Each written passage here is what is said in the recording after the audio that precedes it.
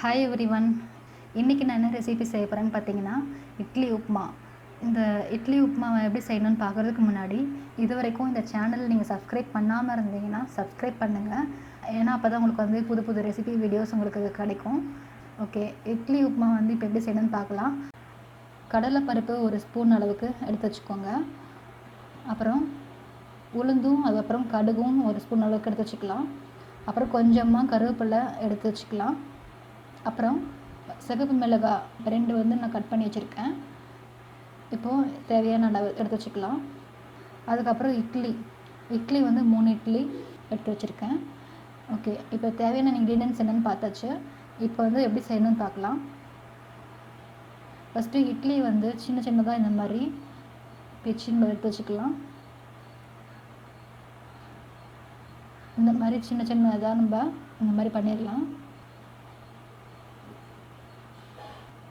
Okay, அது மாதிரி பண்ணிட்டதுக்கப்புறமா வானலியில் கொஞ்சமாக தேவையான அளவுக்கு எண்ணெய் அதில் விட்டுக்கோங்க. எண்ணெய் காஞ்சிட்டும்.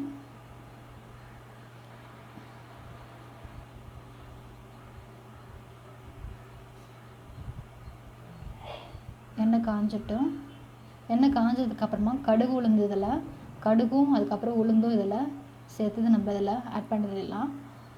கூடவே கடலைப்பருப்பும் இதில் ஒரு ஸ்பூன் அளவுக்கு எடுத்து வச்சுருந்தேன், அதுவும் இதில் சேர்த்து ஆட் பண்ணிடலாம். ஆட் பண்ணிவிட்டு இதை நல்லா மிக்ஸ் பண்ணிடுவோம். கடுகு நல்லா வெடித்து வரட்டும். கடுகு நல்லா வெடித்து வர டைமில் சிகப்பு மிளகாவும் கருவேப்பிலையும் இதில் போட்டுட்டு நல்லா மிக்ஸ் பண்ணிடலாம். இப்போ பார்த்திங்கன்னா கடலைப்பருப்பு வந்து கலர் சேஞ்ச் ஆக ஆரம்பிச்சிருச்சு.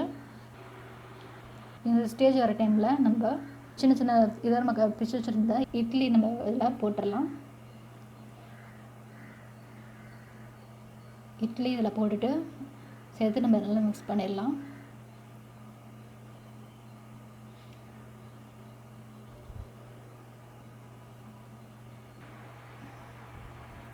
மீதி இருக்கிற இட்லி இருந்துச்சுன்னா இந்த மாதிரி உப்புமா செஞ்சு சாப்பிட்டா கூட நல்லா டிஃப்ரெண்ட்டாக நல்லாயிருக்கும். இது வந்து பார்த்திங்கன்னா நல்லா ஹீட் ஆகிடட்டும். ஒரு 3 to 4 minutes இருந்தால் போதும்.